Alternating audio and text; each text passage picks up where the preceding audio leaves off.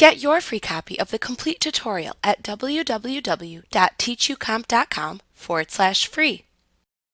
To remove all of the settings for the currently selected tool and set the tool back to its default settings, select the desired tool to reset from the toolbox. Click the Options button at the far right end of the Tool Options bar, and then select the Reset Tool command from the drop-down menu that appears.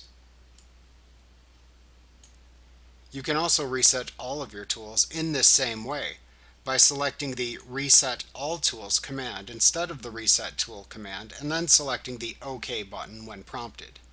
Be careful if you use this function, as you will lose any changes you have made to your brushes and other tools. If you loaded a custom brush library and would like to reset the brush library choices back to their defaults, click the Brush Preset Picker pop-up panel in the Tool Options bar. Then click the Brush Options button in the upper right corner of the pop-up panel that appears.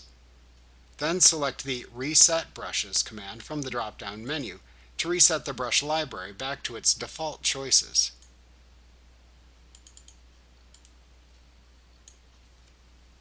Like what you see? Pick up your free copy of the complete tutorial at www.teachucomp.com/free.